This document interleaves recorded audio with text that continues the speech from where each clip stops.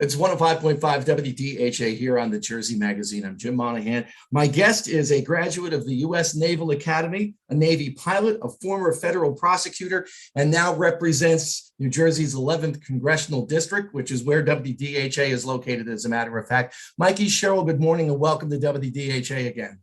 Well, good morning. Great to be here. This is a little bit more comfortable than standing outside in the cold with the DHA van. But not as much fun. I love the Trees for Troops event. In fact, I'll mention that in just a couple of minutes. One of the things that I wanted to talk with you about is we just, of course, celebrated Veterans Day this past Thursday. And there was something I saw that I think you're doing that I think is wonderful. And it's the Thanksgiving thank yous to NJ11, referring, of course, to our congressional district, NJ11 vets. Tell our listeners about that. Sure. It's for our NJ11 vets, but anyone can send in the thank you notes. Just to thank people for their service, for everything they do. You know, I just got back this week from Qatar, which is a country in the Middle East where that has really helped us evacuate Afghan citizens, and many of them are on our base in Qatar. And I have to tell you, outside of the city, Qatar is just a pretty barren desert area, and the base where our troops are would just sort of remind you of the Dust Bowl in the 1930s. It's just hard, cracked earth with a base there and an airfield. And our veterans, many of them are there for over a year, unaccompanied, and people who've been in the service know unaccompanied means you don't have your family there, you're just there by yourself. And so just imagine for a moment serving like that, leaving your family for a year to go serve in kind of a hardship place. And yet I sat with a table of New Jersey troops that were there. They all took a great deal of pride in their work. I went to see where we were taking care of the Afghan refugees. And this one woman, I almost brought tears to my eyes, how dedicated she was. She was the food service person. And she said, this is something that's really important to keep up morale. And I'm working really hard to find food that they like. And I want them to have a grab and go option, but I've got to find halal food. And I'm really working hard to do that. And just the compassion that our troops were showing those refugees, many of whom have saved the lives of our troops during the last 20 years as interpreters and people on the ground. I have to tell you, it reminds me of why we owe such a debt of gratitude to our veterans. It's not just the big events, the big wars, the big battles. It's also just the day-to-day sacrifice that many of our service members and their families experience. And as a veteran yourself, how does that hit home for you when you're overseas like that and you're seeing this? It must bring back some incredible memories for you. Well, it does, because actually I served in Bahrain, which is an island right next to Qatar. And so it did bring back a lot of memories, and Bahrain was really the first time I had traveled to the Middle East, the first time I had been there and I was serving and flying a helicopter out of the air base there and throughout the Gulf, and such an amazing experience, so different culturally than the United States, and being there in that region again reminded me of those times. But really, it also reminded me, of today's generation, less than 1% of this generation serves in uniform. And so it also reminds me of what I feel the responsibility I have to remind people, because it's easy to forget, is so many people are facing their own struggles here at home during COVID. And just to remember that there are those people that are out there protecting us, doing hard things and hard work to keep us safe here at home. And then also to remind them that they're doing it so wonderfully. We have the best and most professional and most well-equipped military force in the entire world, and they are making us proud. And the fact that it's an all-volunteer effort now, really hits home. I just saw something the other day. A friend of mine, he's a few years older than me. He posted a picture of his dog tag. He was in the United States Coast Guard, and he posted this for Veterans Day. And he said that he was reminded on Veterans Day of the first thing that he said to his mom when he got back from basic training. And that was, everybody should do this. I learned so much about myself. And I go back and forth between wondering, should there be a requirement of military service in the United States? I go back and forth on that, but I thought about that, and what a way to come out of that experience for him, saying of how much he learned about himself and how everyone should do this. My generation, I'm the back end of the Vietnam generation. The draft had stopped, but we were still going through the lottery. I still had to register. I still had to go through the physical of the whole thing. Because my lottery number actually was low enough that I needed to be reclassified. But again, they weren't drafting. But that specter of I may have to go was always there in the back of my mind. And I always wondered, well, what would it be like if this was something that was mandatory, if you had to give a year or so of your life to the military? I think about that a lot. I am a member of the Four Country Caucus, which is a bipartisan group of veterans in the House. And that is something that we have been pushing. We have been pushing national service, not necessarily in the military.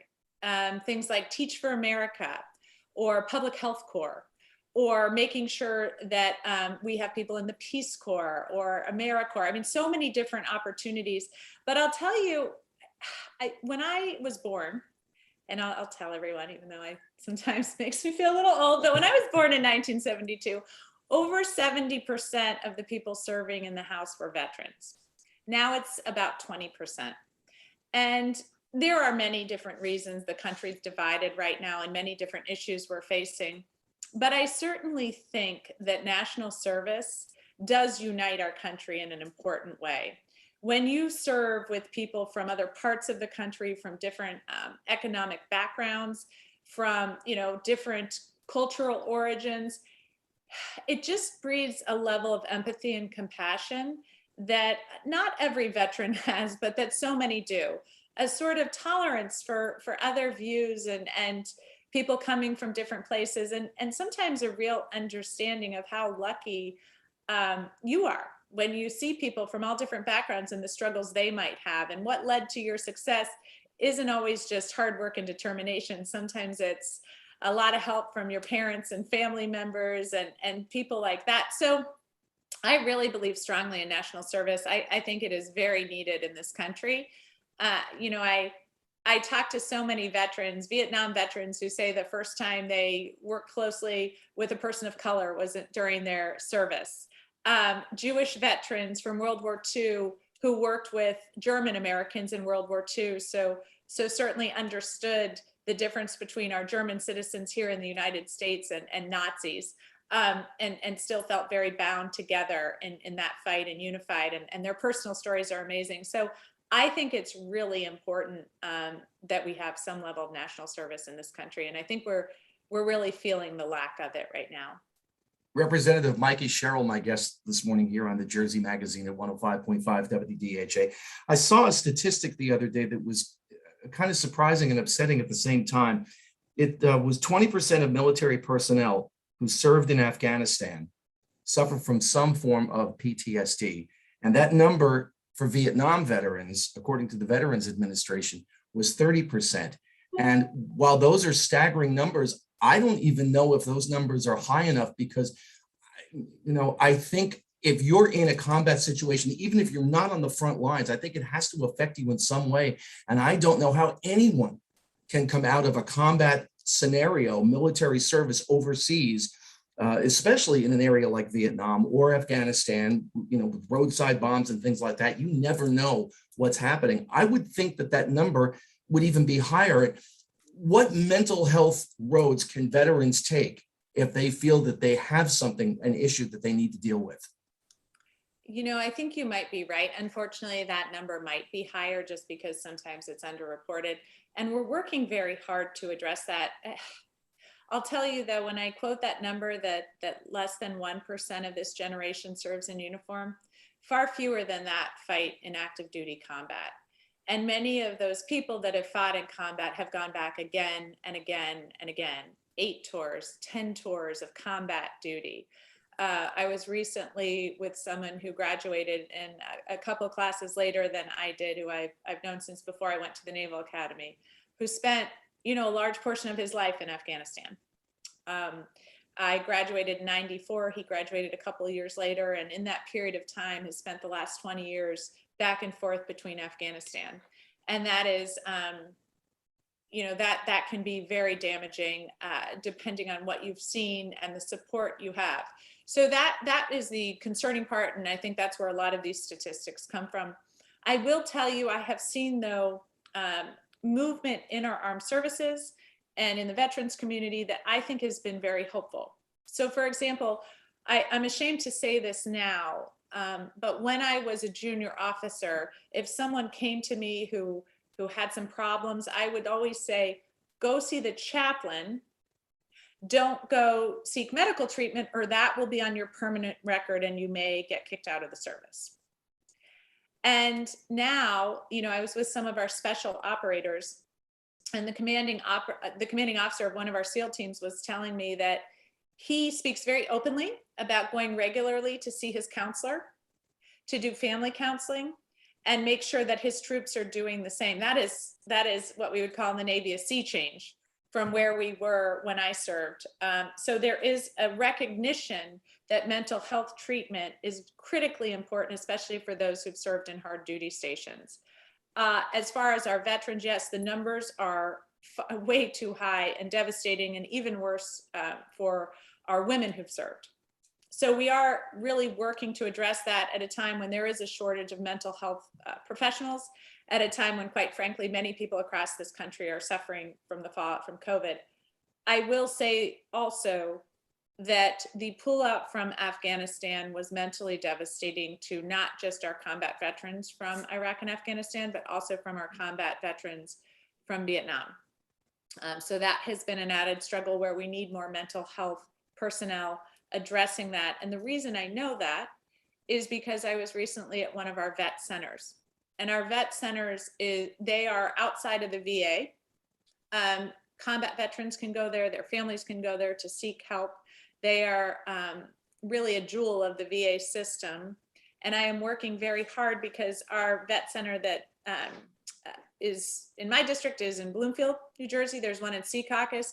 Unfortunately, that's where people in the western part of my district have to go, from places like Morristown and Parsippany and Hapatcong and Ogdensburg. That's how far they have to go. So we're working to get another vet center in the western part of my district. I have bipartisan legislation I'm working on with other members to fix the formula so that we can see more vet centers in some of these underserved areas. And I hope to see that pass in the near future.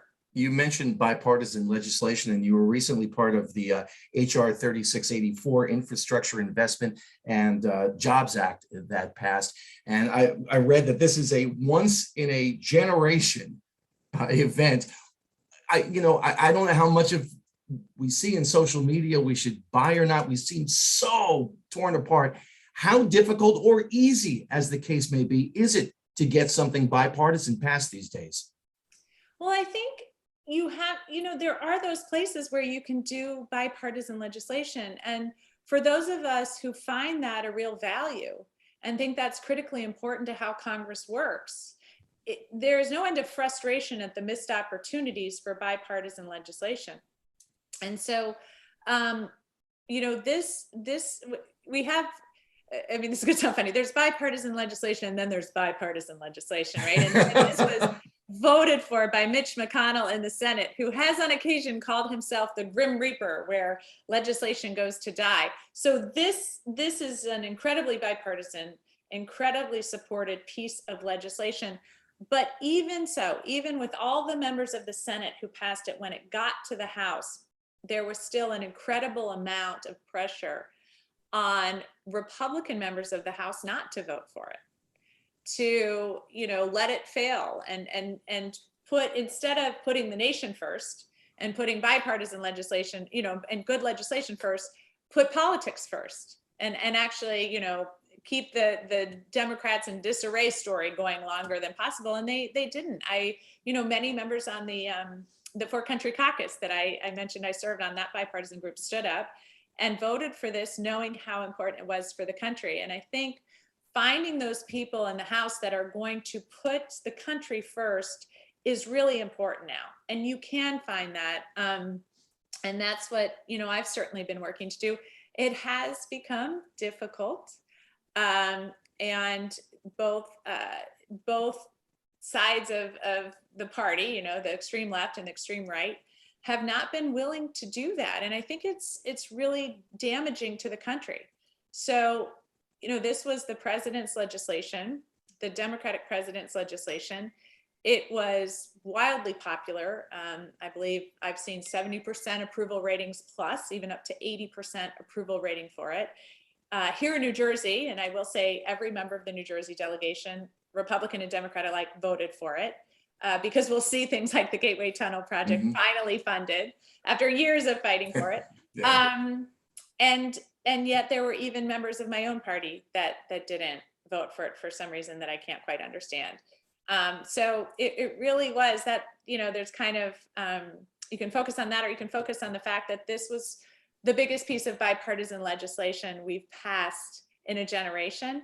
And we did that in what I think many people in this nation would say are some of the most partisan times we've seen. So a real bright light in our country and our government working.